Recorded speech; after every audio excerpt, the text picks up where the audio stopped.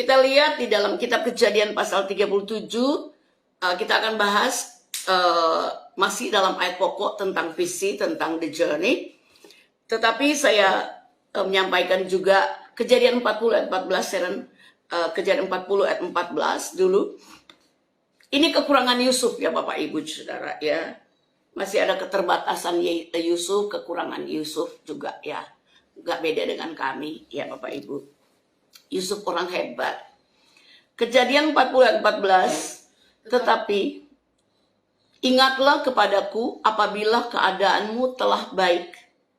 Nanti tunjukkanlah terima kasihmu kepadaku dengan menceritakan hal ihwalku kepada Firaun. Dan tolonglah keluarkan aku dari rumah ini, rumah tahanan. Bapak Ibu Saudara, ya Yusuf ternyata punya kekurangan.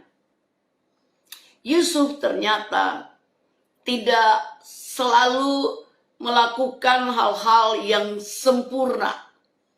Yusuf ternyata tidak selalu perfect, ya, sempurna. Yusuf ternyata ada kekurangan. Ya, kami pun demikian Bapak Ibu Saudara, bukan untuk membela diri kami, tapi saya suka berterus terang. Bukannya curhat Bapak Ibu, tetapi saya suka berterus terang. Saya suka berbicara apa adanya, ya Bapak Ibu Saudara. Jadi saudara yang dikasihi Tuhan kita Yesus Kristus, tetapi perhatikan sekali lagi untuk orang yang punya visi, di dalam perjalanan kehidupan Yusuf, di dalam perjalanan kehidupan saudara, Bapak Ibu Saudara, setiap orang yang punya visi tidak luput dari kekurangan, namun visi itu yang akan menghadirkan Allah untuk menjaga visi kita. Visi akan menghadirkan Allah sehingga visi Allah dalam hidup kita bisa mencapai kenyataan. Visi Allah dalam hidup Anda dan saya, Yeremia 29 ayat 11. Rancangan Allah itu adalah visi Allah. Damai sejahtera, bukanlah kecelakaan. Setiap kecelakaan yang terjadi, Bapak Ibu Saudara, Allah tidak merancangnya. Setiap kecelakaan yang terjadi, Allah tidak merancangnya. Allah bisa turut bekerja, tetapi dia tidak merancang. Dia tidak pernah merancang kecelakaan, hal yang tidak baik buat umatnya. Yakobus pasal 1 ayatnya yang ke-17, tolong saya baca, ini nggak ada di saya. 1 ayat 17, Allah tuh cuma punya segala yang baik. Setiap pemberian yang baik. Setiap pemberian yang baik. Dan setiap anugerah yang sempurna. Dan setiap anugerah yang sempurna. Datangnya dari atas. Datangnya dari atas. Diturunkan dari Bapa segala terang. Diturunkan dari Bapa segala terang. Padanya tidak ada perubahan. Padanya tidak ada perubahan. Atau bayangan karena pertukaran. Bapak Ibu Saudara, mau pertukaran musim, mau Yusuf mau pindah ke negara lain dari Israel, dia menuju ke Mesir, Bapak Ibu Saudara, dari Kanaan dia pergi ke Mesir. Itu Allah kita tidak berubah. Mau saya pindah dari Kupang ke Flores, Bapak Ibu Saudara, Allah punya rancangan tidak berubah. Sebab itu Allah tidak pernah merancangkan hal yang jahat buat orang-orang percaya. Namun Bapak Ibu Saudara, rancangan Allah, visi Allah bisa tertunda jika kita berusaha menerobos kehendak Allah dengan kehendak kita. Visi Allah bisa tertunda, mengalami delay jika kita berusaha dengan kekuatan kita sendiri. Kejadian 40 ayat 1. 41 ayat 1. Setelah lewat 2 tahun lamanya, bermimpilah Firaun bahwa ia berdiri di tepi sungai Nil. Bapak Ibu Saudara, Anda perhatikan, tadi kita baca Kejadian pasal 40 tentang Yusuf yang berusaha untuk mempercepat pencapaian daripada mimpi dia. Yusuf berusaha untuk mempercepat pencapaian visi dia, mempercepat rancangan Allah terjadi lebih cepat dalam hidup dia, Bapak Ibu Saudara, dengan meminta orang yang dia terjemahkan visinya itu membalas jasa dia. Di situ Yusuf berusaha, Bapak Ibu Saudara, bukan lagi dengan kekuatan Allah, tetapi dengan kekuatan manusia. Nah, hal ini yang membawa penundaan, delay, Bapak Ibu. Di penjara tambahan 2 tahun itu nggak enak loh, Bapak Ibu. Untuk nambah 2 tahun penjara itu nggak enak, Bapak Ibu. Nah, Yusuf pada akhirnya harus mengalami delay, penundaan 2 tahun karena dia tidak menyerah sepenuhnya kepada kehendak Allah. Coba dia menyerah sepenuhnya kepada kehendak Allah. Betapa mudahnya Allah mengingatkan orang yang telah diterjemahkan mimpinya. Pejabat pembuat minuman. Yang sudah dibebaskan dalam 3 hari setelah mimpi itu diterjemahkan, Bapak Ibu Saudara. 3 hari kemudian, betul Firaun menyuruh orang untuk menjemput pejabat ini yang dipenjara bersama Yusuf. Jadi sekali lagi Bapak Ibu Saudara, ini kekurangan daripada Yusuf menunda janji Allah, mimpinya menjadi kenyataan. Bapak Ibu, mengandalkan manusia tidak akan mempercepat pencapaian daripada visi itu menjadi kenyataan. Tolong dituliskan. Sebetulnya Bapak Ibu tidak usah saya suruh tuliskan.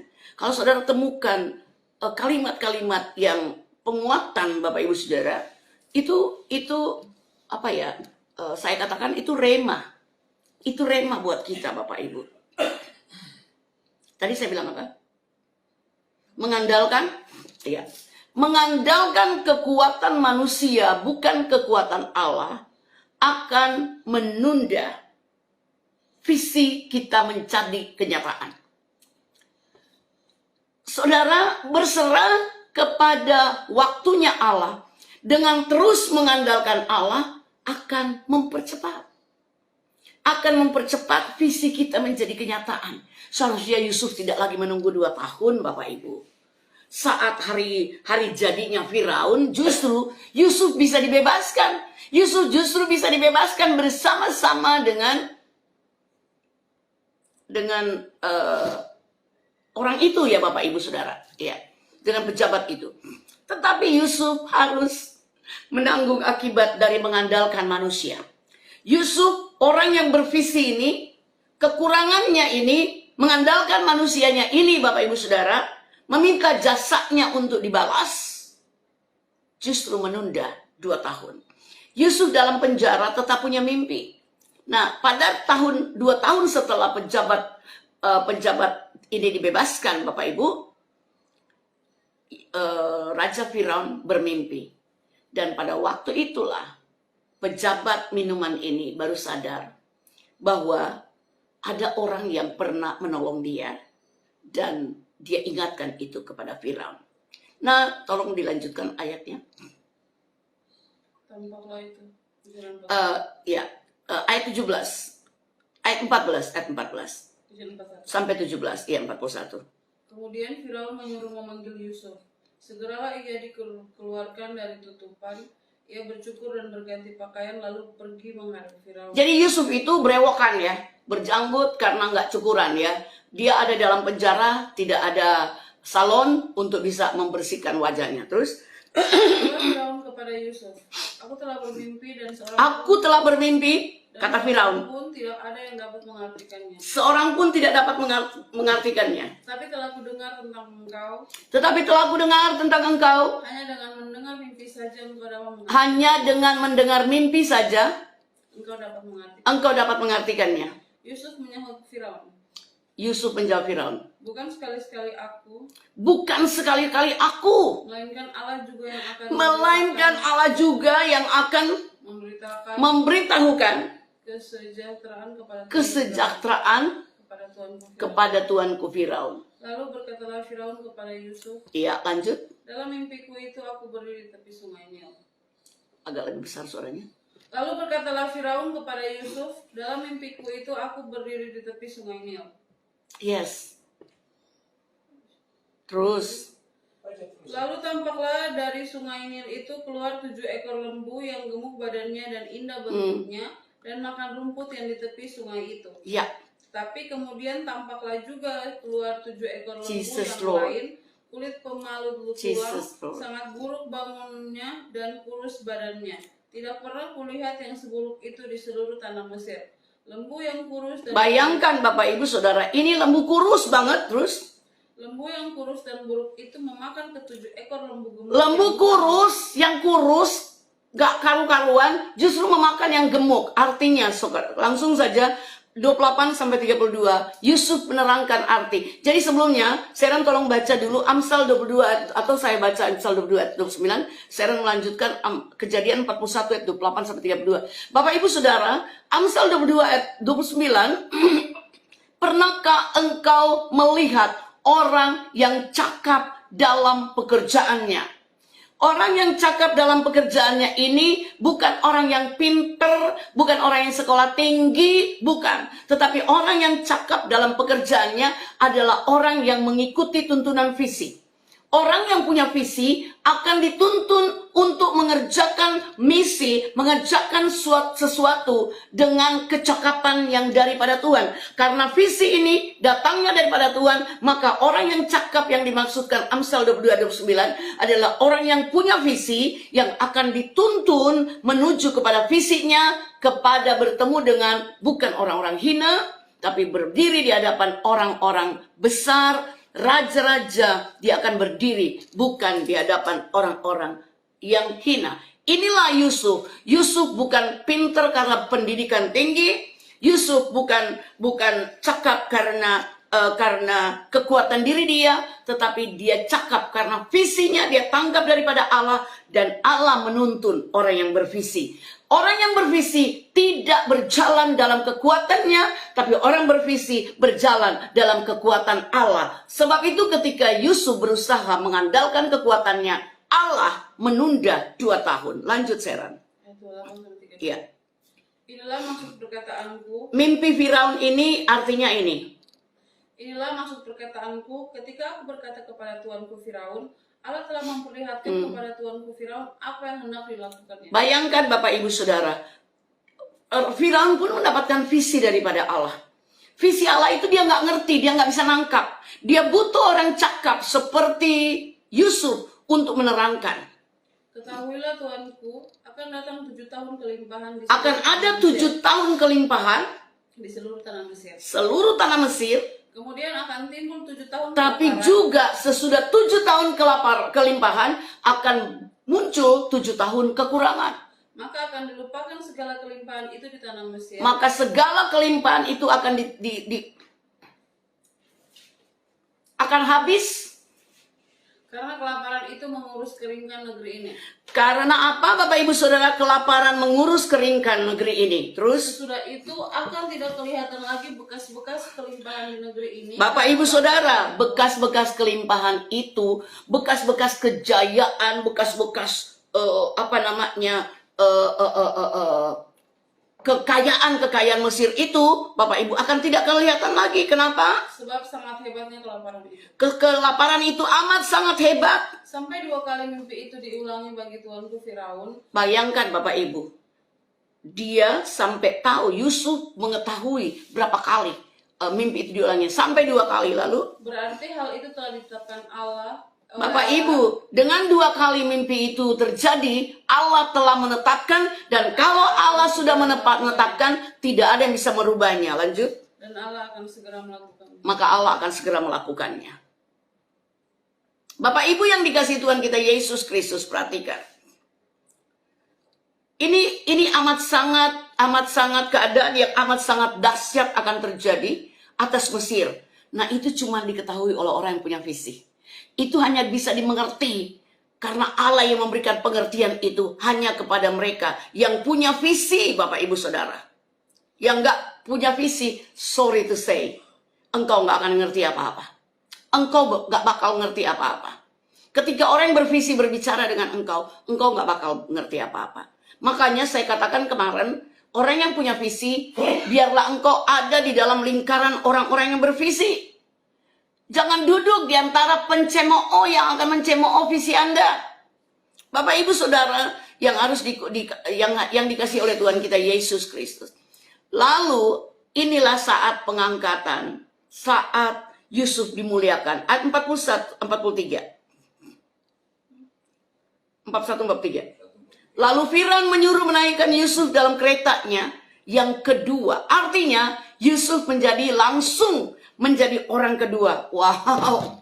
Bapak Ibu, this is the time. Inilah waktunya bahwa Yusuf tidak lagi akan mengalami penundaan. Ketika dia tidak lagi mengandalkan kekuatannya. Ketika dia tidak lagi mengandalkan jasanya buat orang lain. Allah melakukan dengan sempurna. Saya tolong baca. Berserulah orang di hadapan Yusuf. Hormat. Demikianlah Yusuf dilantik oleh Firaun menjadi kuasa atas seluruh tanah Mesir. Berarti dia adalah orang kedua di bawah daripada Firaun. Saudara yang dikasihi Tuhan kita Yesus Kristus. Dan ketika Yusuf sudah menjadi orang kedua di dalam kerajaan Mesir, Bapak Ibu Saudara, Yusuf itu menjadi amat sangat membantu Mesir untuk bisa mengumpulkan dengan cara Allah. Mengumpulkan kekayaan dari berbagai bangsa dengan cara Allah. Mengumpulkan kekayaan dari berbagai penjuru bumi dengan cara Allah. Akhirnya Mesir berjaya selama 14 tahun. Yang seharusnya 7 tahun itu Mesir akan mengalami kekurangan pangan. Mesir juga akan mengalami kelaparan. Tetapi oleh anugerah Tuhan Bapak Ibu Saudara yang membawa Yusuf ke hadapan raja-raja. Membawa orang yang punya visi ke hadapan raja-raja. Bangsa Indonesia tidak akan mengalami krisis minyak goreng jika ada orang-orang cakap dibawa ke hadapan Presiden Jokowi. Bapak Ibu Saudara yang dikasihi dalam Tuhan kita Yesus Kristus. Heran ya Bapak Ibu Saudara ya. Indonesia penghasil sawit terbesar. Indonesia punya lahan sawit terbesar. Tetapi Indonesia mengalami krisis minyak goreng. Kita bukan kelaparan pangan, tapi kita kelaparan minyak goreng. Barangkali bagus juga supaya orang nggak kena kolesterol, nggak kena stroke di bangsa ini. Banyak sekali orang yang kena kolesterol, yang kena banyak penyakit gara-gara minyak goreng. Ya Bapak Ibu Saudara. Jadi ambil hikmahnya ya. Ambil hikmahnya Bapak Ibu Saudara terkasih dalam Kristus Yesus Tuhan. Karena apa? Karena memang kita harus mengurangi konsumsi minyak goreng. Haleluya. Dan bukan kebetulan Indonesia sedang krisis minyak goreng saat ini. Kemarin saya mau belanja untuk kasih makan orang, Bapak Ibu Saudara. Minyak gorengnya ada, di Kupang tidak habis. Tetapi 2 liter Rp57.000. Yang kami beli waktu kasih makan pertama, kedua itu masih 28.000 2 liter. Kemarin berapa ya Bapak Ibu? 57.000, 2 kali lipat lebih dinaikkan sama penjual-penjual. Dan ini Bapak Ibu barangkali saya mau ingatkan ini di luar daripada khotbah saya. Tapi barangkali saya perlu ingatkan. Barangkali kita sedang menuju kepada secupak gandum sedinar harganya. 2 cupak jelai sedinar harganya. Apakah kita sedang menuju ke sana? Krisis pangan, Bapak Ibu Saudara. Tetapi jika ada Yusuf, orang-orang bervisi yang boleh ada tampil di hadapan para raja, para pemimpin bangsa, saya sangat percaya kejayaan Mesir juga akan dialami menjadi kejayaan Indonesia, menjadi kejayaan Malaysia, menjadi kejayaan Jepang, Singapura, Qatar, menjadi kejayaan daripada bangsa-bangsa. Amin. Haleluya Bapak Ibu Saudara yang dikasihi Tuhan kita Yesus Kristus. Mari kita sibuk dengan Tuhan. Ya, oke, kita punya aktivitas, tapi mari kita sibuk dengan Tuhan. Saudaraku terkasih dalam Kristus Yesus, Yusuf akhirnya mimpinya menjadi kenyataan. mimpi daripada visi daripada Yusuf menjadi kenyataan. Amsal 29 ayat 18, bila tidak ada visi, menjadi liarlah rakyat. Berbahagialah orang yang berpegang pada hukum. Ternyata visi Allah ini adalah hukum. Bapak Ibu ya, perhatikan. Visi yang Allah berikan kepada setiap manusia, visi yang Tuhan berikan kepada saya itu adalah hukum. Sebuah aturan surga. Bapak Ibu, kalau kita melakukan aturan surga, Allah surga akan memprovisi, surga akan menyediakan segala yang kita butuhkan untuk mencapai visi itu. Beri tepuk tangan untuk kemuliaan Allah kita. Haleluya, haleluya.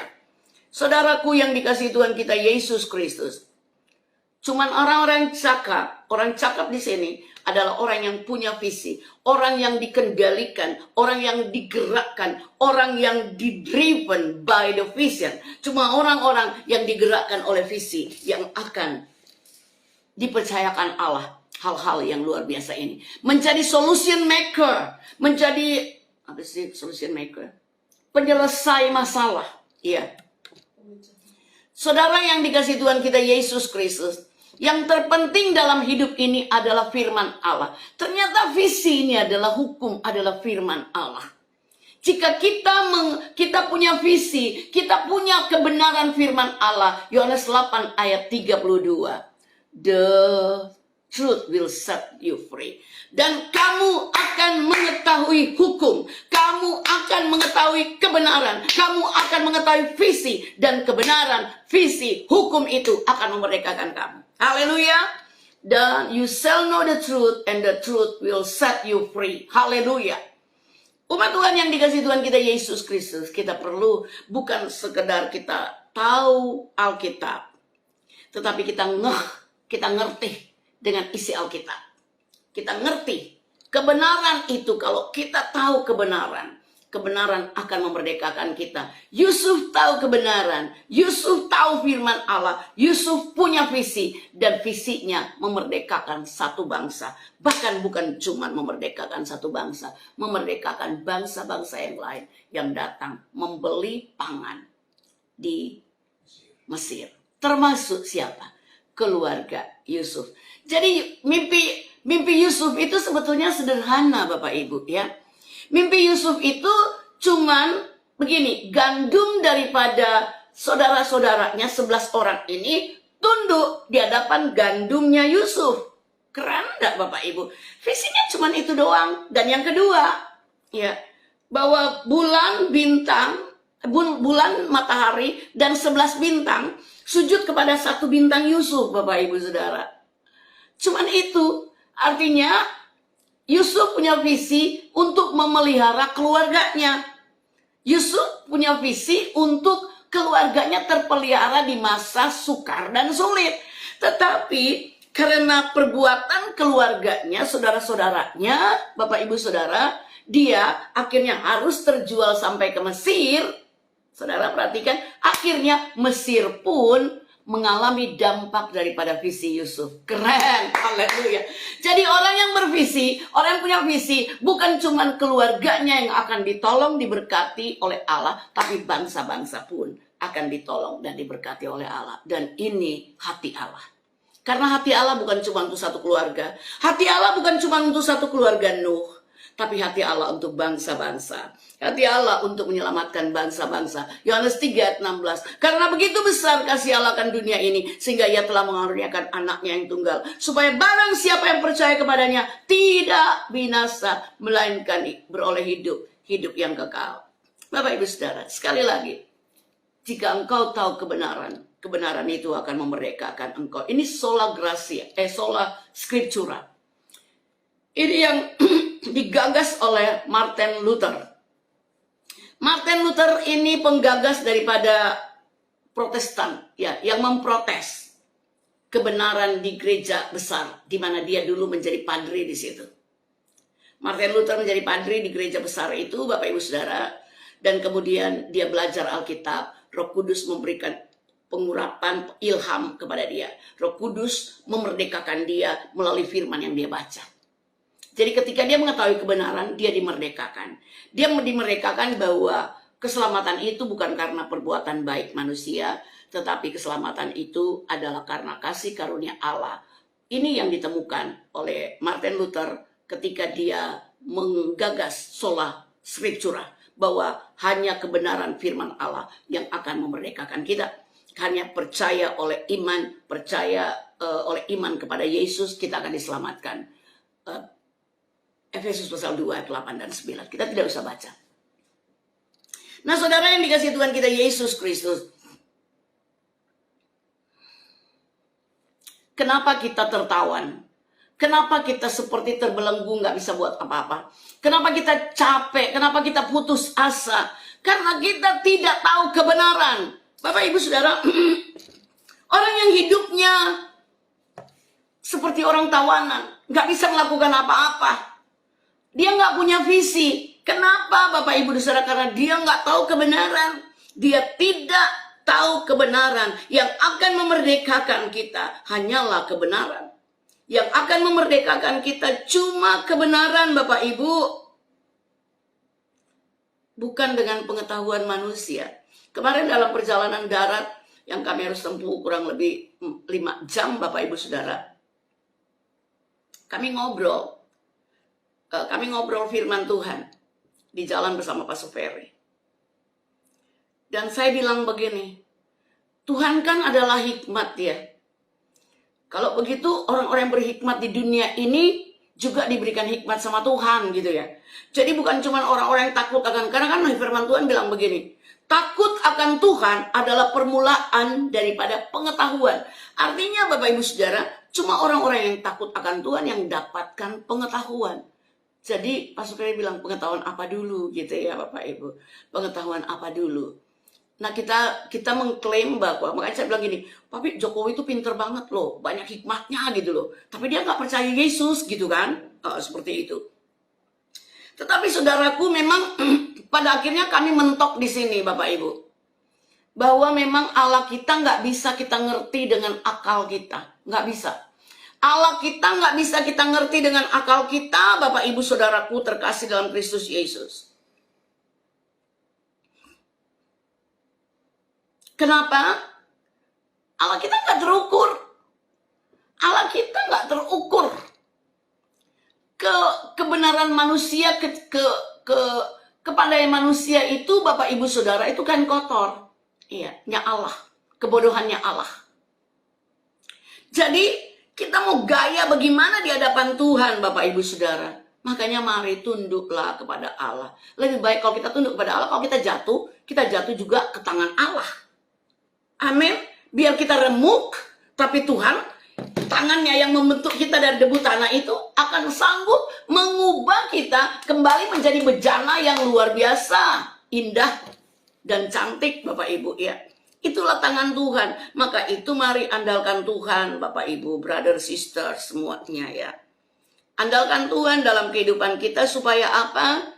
Hidup kita benar-benar akan dibawa oleh Allah sampai pada akhir daripada visi Allah, masa depan yang penuh harapan, bukan cuma untuk kita dan keluarga kita, tapi juga untuk bangsa-bangsa yang lain. Miliki visi ini Bapak, Ibu, miliki visi ini saudaraku terkasih dalam Kristus Yesus, karena sesungguhnya Bapak, Ibu yang dikasih Tuhan kita Yesus Kristus, cuma orang yang bervisi yang akan dijaga visinya oleh Allah. Cuma orang yang bervisi yang akan disertai oleh Allah. Musa punya visi, dia disertai oleh Allah. Abraham punya visi, dia disertai oleh Allah. Amin. Elia punya visi, dia disertai oleh Allah. Bahkan diangkat ke surga, hidup-hidup dengan kereta surga. Keren gak Bapak, Ibu, Saudara? Elisa punya visi, Joshua punya visi, Daud punya visi. Bapak, Ibu, Daud sadar diri bahwa bukan dia yang akan membangun bait Allah, tapi visinya ini harus dia bagikan kepada anaknya. Dia bimbing anaknya Salomo bagaimana dia harus membangun bait Allah. Daud tidak diberi kepercayaan oleh Allah membangun bait Allah. Bait Allah itu kudus. Daud tangannya penuh darah. Dan penyertaan Tuhan sampai akhir hidup daripada Daud, orang yang punya visi. Visi Daud itu perang. Kalahkan musuh-musuh dan berikan kenyamanan, keamanan bagi keturunannya. Keren enggak Bapak Ibu Saudara? Haleluya. Dan sampai pada akhir hidupnya, Daud tidak bisa membangun bait Allah.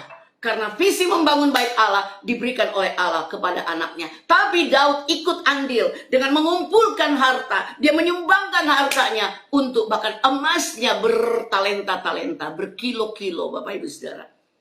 Dan dikatakan oleh seorang ahli teologi, ya, saya baca, dia bilang begini, bahwa sepertiga emas seluruh dunia terkumpul di Yerusalem untuk membangun bait Allah yang megah di zaman pemerintahan Raja Salomo. Waduh, ini kenapa? Hasil dari orang yang bervisi. Hasil dari orang yang punya visi, Bapak Ibu terkasih dalam Kristus Yesus. Sebab itu saudaraku yang dikasih Tuhan kita Yesus Kristus, milikilah visi. Visi itu akan mendatangkan penyertaan Allah. Visi itu akan membuat kita bergantung sepenuhnya kepada Allah. Visi itu akan menjaga langkah kita. Visi itu akan membuat kita tidak berdosa. Visi itu akan membuat kita terjaga dari dosa amoral. Seperti godaan istri Potifar ditolak oleh Yusuf. Kenapa? Dia tahu visinya bukan untuk tidur dengan istri orang. Tapi dia tahu bahwa Tuhan akan menyediakan istri bagi dia. Bayangkan Bapak Ibu, yang menyediakan istri bagi Yusuf adalah raja loh Bapak Ibu. Raja yang memilih. Tentu saja Tuhan kasih hikmat kepada raja. Tuhan kasih pengetahuan kepada raja ini untuk supaya memilih perempuan Asnat untuk menjadi anak imam di On. Iya. Bapak Ibu Saudara, anak imam di On Bapak Ibu dipilih oleh Raja Firaun untuk menjadi istri bagi seorang yang bervisi bernama Yusuf. Keren kan Bapak Ibu? Luar biasa loh saudara terkasih dalam Kristus Yesus. Saya berharap saudara bagikan page ini, khotbah ini, supaya lebih banyak orang yang boleh terbebas, ya, dibebaskan, tidak mengalami penjara, terkurung, nggak bisa buat apa-apa. Bapak Ibu yang akan bisa melakukan sesuatu, Bapak Ibu adalah orang yang punya visi. Anda gembala, tapi Anda nggak punya visi, Anda akan diam duduk manis di penggembalaanmu. Anda jemaat yang setia beribadah, Anda hanya akan sekedar menjadi jemaat yang setia beribadah. Tapi Anda akan tetap duduk manis setiap minggu datang ke gereja, pulang beraktivitas biasa, nggak buat apa-apa untuk pekerjaan Tuhan. Kenapa? Anda nggak punya visi. Nah, orang sekali lagi Bapak Ibu Saudara yang dikasihi Tuhan kita Yesus Kristus, kita butuh sekali yang namanya digerakkan oleh visi. Dan perhatikan, Yusuf tidak membalas. Orang yang punya visi tidak membalas jahat dengan jahat. Karena dia tahu justru saudara-saudaranya itu merupakan kejahatan saudara-saudaranya. Justru, tolong dituliskan, merupakan jalan menuju visinya. Kenapa? Karena visi harus diuji. Perhatikan. Visi harus diuji. Ini datang daripada Tuhan atau tidak, Bapak Ibu Saudara. Jadi visi harus melewati ujian demi ujian. Keren, Bapak Ibu, keren. Ujian keren. Pastor Irene, gimana sih? Ujian kok keren sih? Haleluya. Saudaraku yang dikasihi oleh Tuhan kita Yesus Kristus.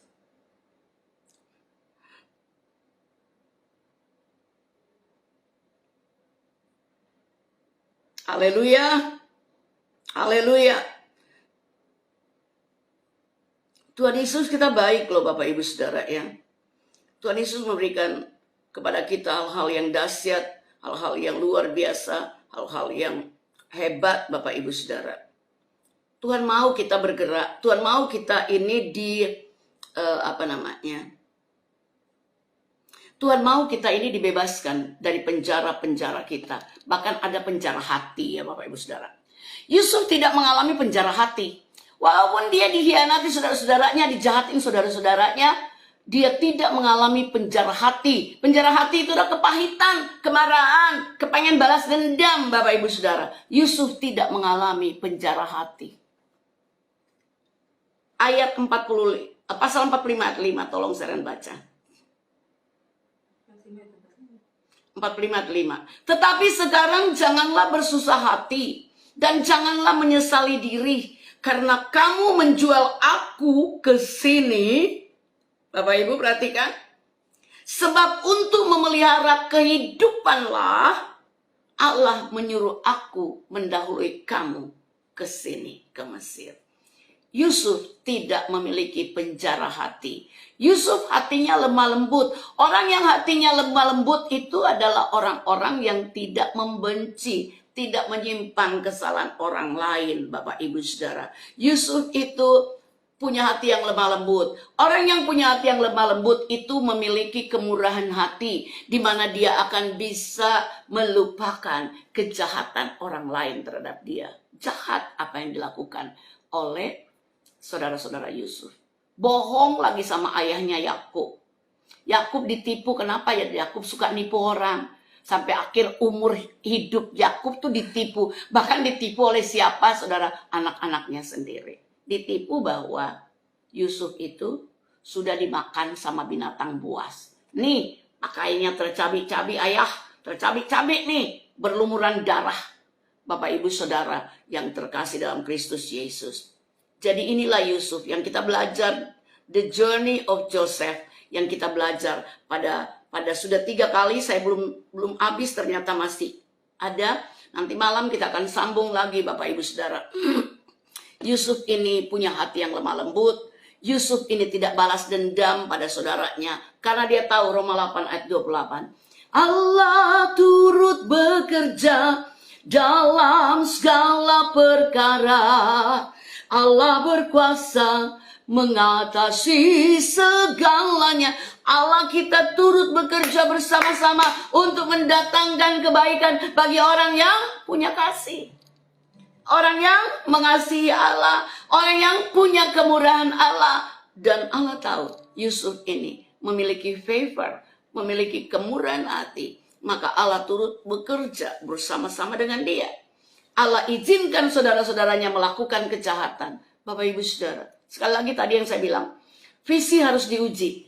Jadi kejahatan saudara-saudara ini adalah ujian buat Yusuf untuk apakah benar visinya itu datang daripada Allah. Apakah betul visinya itu datang daripada Allah? Jika visinya bukan datang daripada Allah, ketika ujian visi datang, pasti Yusuf gagal. Pasti Yusuf marah-marah sama saudara-saudaranya. Tapi Alkitab tidak menuliskan artinya. Yusuf diam. Yusuf ini seperti domba yang dibawa ke pembantaian. Yusuf ini seperti Yesus yang dibawa ke Golgota, diem Bapak Ibu, dan disalibkan di sana. Kenapa? Yesus punya visi. Kalau dia nggak mati, kalau dia nggak dibawa sebagai domba yang tersembelih untuk dikorbankan di atas kayu salib Golgota, Anda dan saya yang mati. Kalau Yesus nggak mati, kita semua yang mati. Sebab itu saudaraku, itu visi Allah. Jelas sekali visi Allah buat kita. Sebab itu Anda punya visi. Jika Anda punya visi, penyertaan Allah akan sempurna. Jika Anda punya visi, apa yang saudara sedang merasa ini sesuatu yang menyakitkan, sesuatu yang menyusahkan, akan dibereskan sama Allah. Tapi itu tunggu waktu ya. Jangan mempercepat waktu untuk visimu tercapai. Seperti Yusuf, dia mengalami dua tahun penundaan. Saudara yang terkasih dalam Tuhan kita, Yesus Kristus. Allah turut bekerja karena Yusuf punya visi. Visi itu tidak mati. Visi Yusuf tidak mati lantaran perbuatan jahat saudara-saudaranya. Visi Yusuf juga tidak mati oleh karena istri Potifar menfitnah dia. Visi Yusuf juga tidak mati ketika dia dipenjara, beneran dipenjara bertahun-tahun Bapak Ibu Saudara.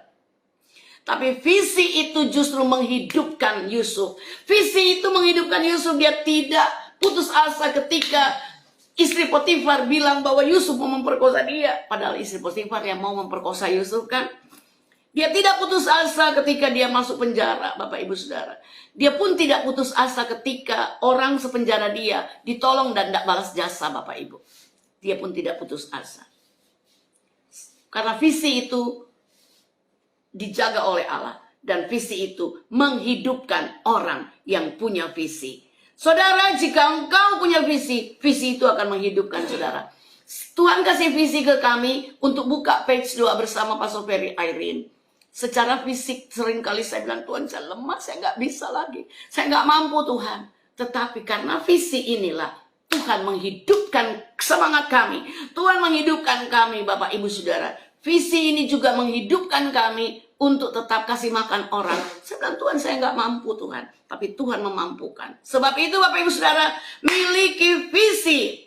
Visi itu akan menyemangati saudara. Visi akan menghidupkan saudara di saat saudara sepertinya mau mati. Saudara lemah. Perhatikan Bapak Ibu. Semangat, dia tidak benci kepada istri Potifar. Dia tidak laporin balik istri Potifar. Dia tidak laporin saudara-saudaranya. Dia tidak berbuat jahat kepada saudara-saudaranya. Tetapi justru dia berbuat baik. Visi akan membuat hati kita damai. Visi akan berkata, cukup, sudah. Cukup, aku punya visi, aku nggak butuh yang lain. Nggak perlu diperkarakan lagi. Sudah selesai. Yusuf seperti Yesus. Bahwa dia berkata, saudara-saudaraku, sudah selesai. Masalah kalian sudah selesai.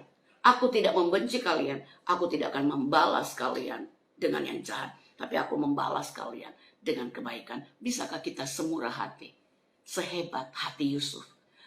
Physically dia dipenjara. Tetapi hatinya tidak pernah terpenjara dengan kebencian. Dengan kemarahan. Orang yang punya visi tidak akan punya kebencian. Orang yang punya visi tidak akan menyimpan dendam. Orang punya visi tidak akan membalas kejahatan dengan kejahatan. Tapi visi itu akan memelihara dia, menghidupkan dia, dan mendatangkan provisi daripada Allah. Untuk apa? Membalas kejahatan orang dengan kebaikan. Tundukkan kepala. Saya selesaikan sampai sini.